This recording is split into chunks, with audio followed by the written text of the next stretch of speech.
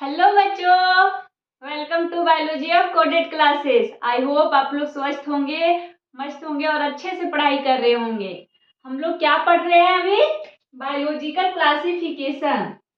Biological classification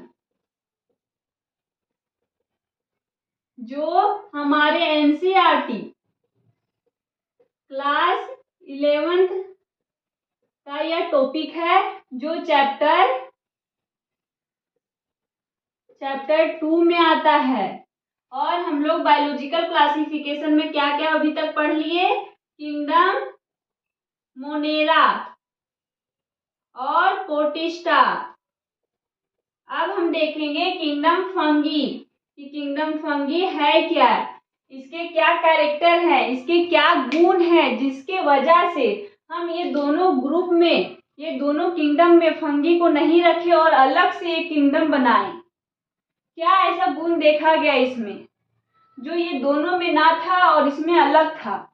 आइए हम देखते हैं। पहले हम किंगडम फंगी को पढ़ने से पहले, उसे जानने से पहले, उसके कैरेक्टर या गुण को देखने से पहले हम इसके अंदर क्या क्या पढ़ेंगे पहले ये जान लेते हैं। सबसे पहले हम लोग जनरल कैरेक्टर देखेंगे और जनरल कैरेक्टर में फंगी का क्या गुण है, क्या इसका यूज करते हैं हम लोग, कहाँ ये पाए जाते हैं, ये सब देखेंगे।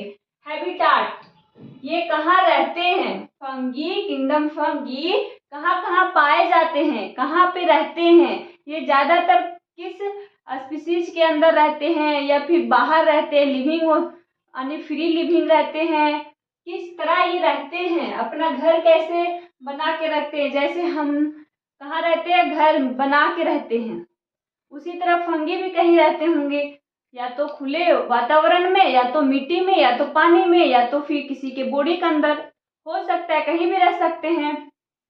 और फंगी का स्ट्रक्चर को भी देखेंगे, ये रिप्रोडक्शन कैसे करते हैं, बच्चे को रिप्रोड्यूस कैसे करते हैं, ये भी हम लोग देखेंगे। न्यूट्रिशन इन फंगी, फंगी खाना कैसे खाते हैं, ये भी देखेंगे। फंगी का क्लासिफिकेशन, फंगी को हम कैसे क्लासिफाई करेंगे और उसके अंदर कौन कौन से ग्रुप आएंगे, वो सबको पढ़ेंगे हम लोग एक एक करके। तो हम लोग क्या पहले पढ़ेंगे? General character. हम लोग क्या पढ़ेंगे? फंगी का जनरल कैरेक्टर। इस लेक्चर में हम लोग सिर्फ जनरल कैरेक्टर को ही देखेंगे, सारा टॉपिक एक में कवर करना पॉसिबल नहीं है, इसीलिए हम लोग अलग से पढ़ेंगे ये सबको। आज हम लोग जनरल कैरेक्टर के बारे में सिर्फ देखेंगे, अच्छे से पढ़ेंगे। आज ध्यान से पूरा वीडियो में बने रहिए।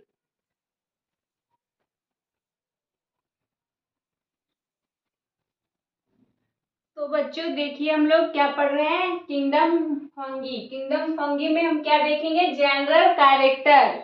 अभी हम क्या पढ़ेंगे? इसका जनरल कैरेक्टर, और जो भी टॉपिक है वो अगले लेक्चर में देखेंगे। तो जनरल कैरेक्टर में हम फंगी के बारे में, फंगी सुनते ही हमारे मन में क्या आएगा? जैसे एग्जांपल देती हूँ, मान लीजिए रोटी है। क्या है? यह रोटी है, एक रोटी है। इसमें देखे होंगे जब ये खराब हो जाता है, जब हम कुछ दिन छोड़ देते हैं ऐसे ही खुले में, तो रोटी खराब हो जाता है। रोटी में देखिएगा काला काला कुछ ग्रो करने लग जाता है, काला काला कहीं कहीं दिखता है, कहीं कहीं रोटी पे काला काला कुछ अलग सा कुछ दिखाई देता है, जो क्या रहता है? फंगी। जो क्या ग्रो करता है, वो क्या रहता है? वो काला वाला फंगी। इसी तरह ब्रेड का कंडीशन देखे, जो ब्रेड होता है उसमें भी कुछ फंगस है, वो अटैक करते हैं और इसे भी खराब कर देते हैं। तो फंगी सुनने से हमारे मन में ये दो एग्जाम्पल आए, तो कह सकते हैं कि फंगी हमारे लिए हानिकारक है। लेकिन एक रूप से देखें तो फंगी हमें एंटीबायोटिक भी प्रदान करता है। क्या करता है? एंटीबायोटिक हमें प्रदान करता है। उसका नाम क्या है? पेनिसिलियम। जो हमें हेल्प करता है बीमारी को खत्म करने में। ये एंटीबायोटिक जो है, जो फंगी के थ्रू बनाया गया है जो एंटीबायोटिक, वो हमें बीमारी से लड़ने में हेल्प करता है। तो फंगी हमारा दोस्त भी है और दुश्मन भी है।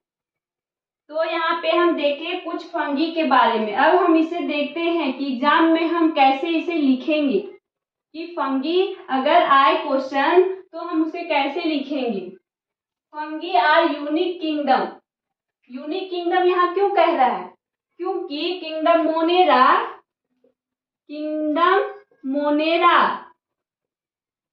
मोनेरा और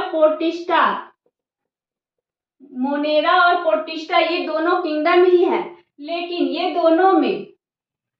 दोनों में हेटेरोट्रोपिक और ऑटोट्रोपिक।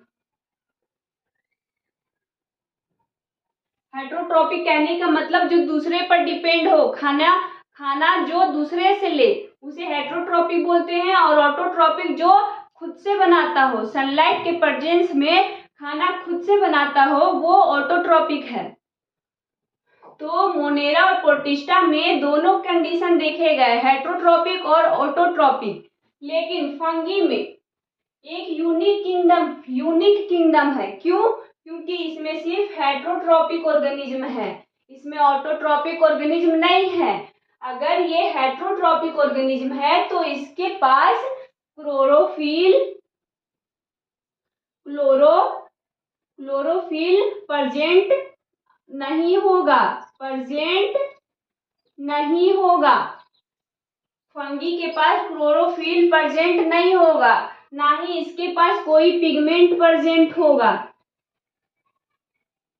सनलाइट को कैप्चर करने के लिए इसके पास कोई पिगमेंट नहीं प्रेजेंट होगा। क्यों नहीं होगा? क्योंकि ये ऑटोट्रोपिक ऑर्गेनिज्म नहीं है, ये हेटेरोट्रोपिक ऑर्गेनिज्म है। ये दूसरे पर डिपेंड करेगा, ये दूसरे के शरीर से खाना को लेगा, खाना खाएगा। हेटेरोट्रोपिक कहने का मतलब यही है। यूकैरियोटिक या फंगी जो है वो यूकैरियोटिक ऑर्गेनिज्म है। यूकैरियोटिक कहने का मतलब क्या है? यूकैरियोटिक जिसके अंदर न्यूक्लियस प्रेजेंट हो। मान लीजिए ये सेल है तो इसे हम क्या बोलेंगे? सेल मेम्ब्रेन या प्लाज्मा मेम्ब्रेन। इसके बाहर अगर किसी में सेल वॉल प्रेजेंट है तो ये रहेगा। तो फंगस में सेल वॉल प्रेजेंट है तो ये क्या है? सेल वॉल है ये। और अगर ये सेल में न्यूक्लियस प्रेजेंट है, क्या है? न्यूक्लियस के अंदर डीएनए प्रेजेंट है, तो इसे हम यूकैरियोटिक। न्यूक्लियस प्रेजेंट है और इसके अंदर डीएनए आरएनए प्रेजेंट है, तो हम इसे बोलेंगे, या किस टाइप का सेल है?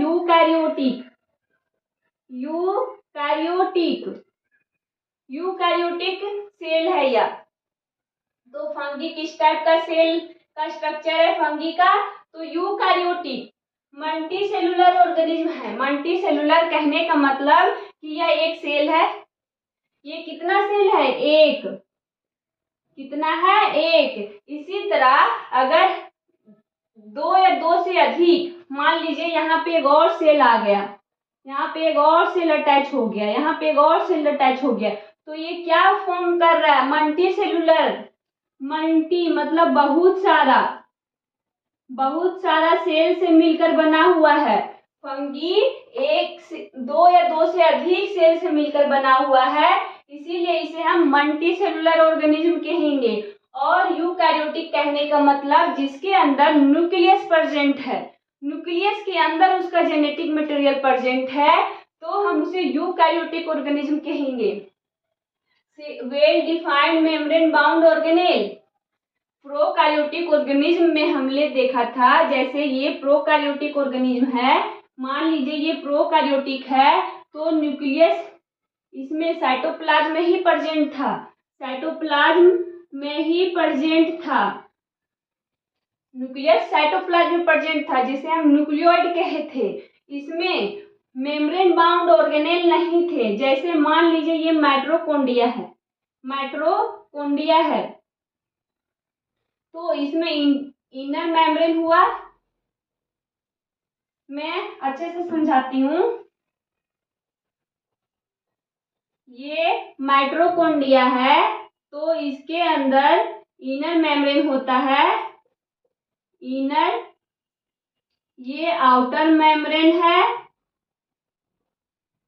आउटर मेम्ब्रेन, और ये इनर मेम्ब्रेन, इनर मेम्ब्रेन।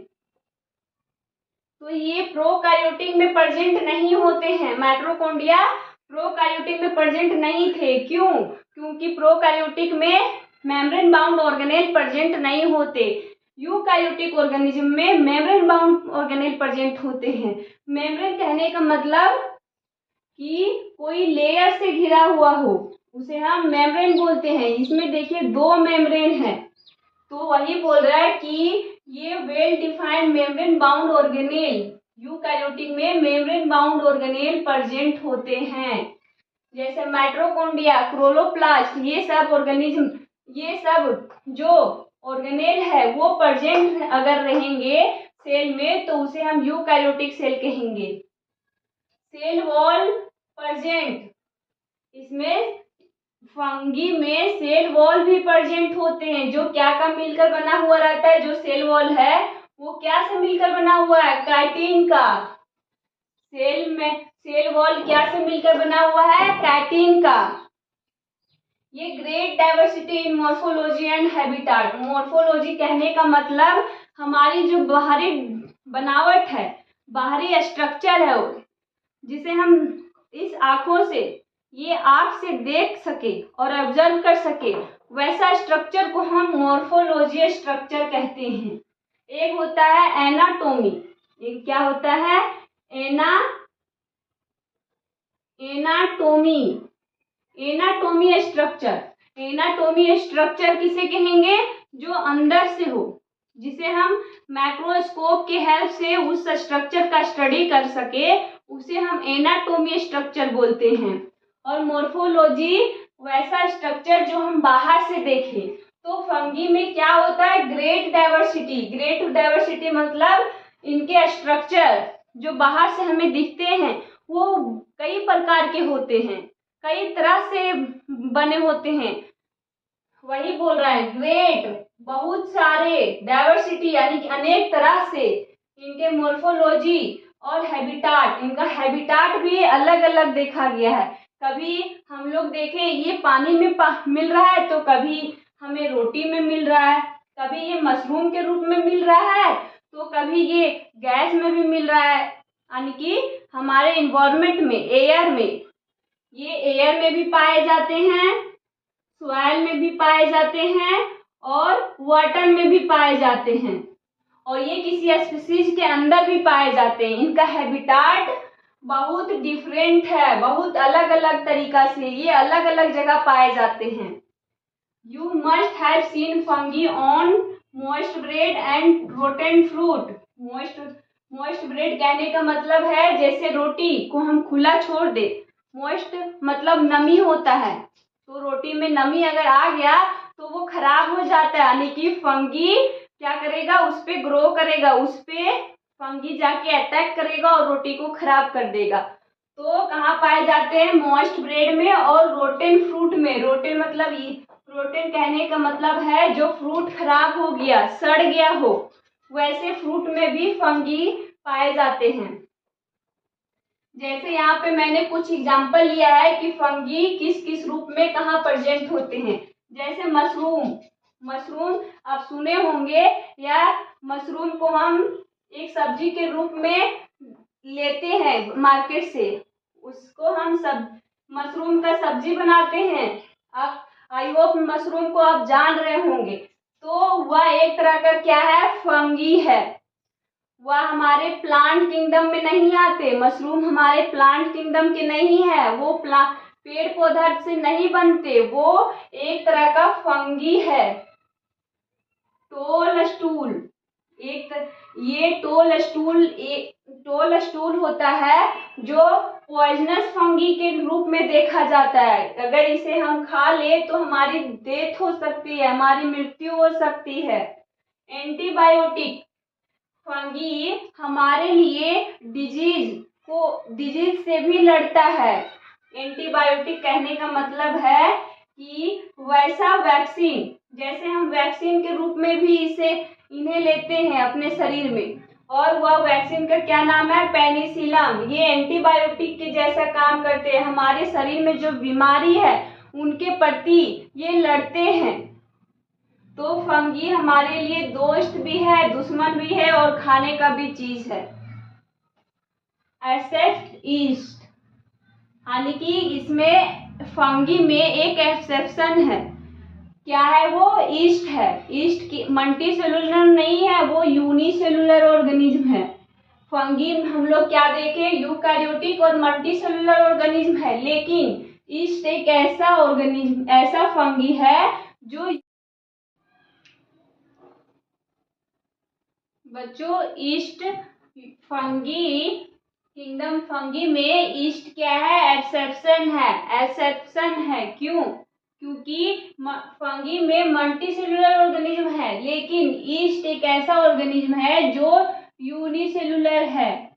इसका सेल यूकैरियोटिक होगा लेकिन वह यूनिसेलुलर होगा। ईस्ट का उपयोग हम लोग कहाँ करते हैं? कहाँ यूज करते हैं ईस्ट को?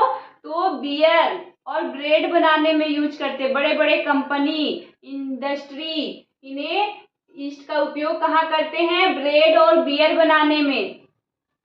They prefer to grow in warm, जो फंगी है वो क्या प्रीफर करते हैं? कहाँ पे वो युग्ना अपने आप को ग्रो करना पसंद करते हैं? कहाँ पे अपने आप को ग्रो करते हैं? तो वार्म कंडीशन और ह्यूमिड कंडीशन में, गर्म जगह और नमी वाले क्षेत्र में ये अपने आप को सरवाइव कर पाते हैं, अपने आप को ग्रो करते हैं। जैसे हमने एग्जांपल लिया रोटी को अगर हम खुला में छोड़ दे, रोटी को क्या करें? खुला में छोड़ दे, यानी कि ह्यूमिड कंडीशन में छोड़ दे, नमी वाला जगह में, तो रोटी खराब हो जाता है और इसके ऊपर फंगी का ग्रो हो जाता है। फंगी क्या करता है? ग्रो करता है। इसीलिए हम अपने घर में फ्रीज रखते हैं और उसमें जितने भी खाने का पदार्थ होता है, रोटी, सब्जी, फल, ये सब को हम फ्रीज में रखते हैं। कहाँ रखते हैं? रेफ्रिजरेटर में। जहाँ पे क्यों फंगी ग्रो नहीं कर पाते? क्योंकि वहां पे बहुत ठंडा होता है, नमी नहीं होता, वहां पे पानी ही होता है, नमी नहीं होता। वहां पे कोल्ड, इतना ठंडा होता है कि वहां पे फंगी अपने स्पोर को जर्मिनेट नहीं कर पाते, यानी कि एक फंगी दूसरे फंगी ग्रो नहीं कर पाते। यहाँ पे फंगी का ग्रो नहीं हो पाता। फ्रीज में ठंडा कंडीशन होने की वजह से वो स्पोर को जर्मिनेट नहीं कर पाते। आई होप आपको फंगी का जनरल कैरेक्टर समझ में आया होगा। अगर आपके लिए ये वीडियो हेल्पफुल हो रहा तो अपने दोस्तों को भी शेयर कीजिए, और कमेंट, अगर आपको किसी टॉपिक में ना समझ में आए तो आप कमेंट करें ताकि मैं रिप्लाई के थ्रू आपको समझाने की कोशिश करूं। और वीडियो पसंद आया तो लाइक जरूर करें। अगर आप नए हैं चैनल पे तो सब्सक्राइब करना ना भूलें। थैंक यू, धन्यवाद।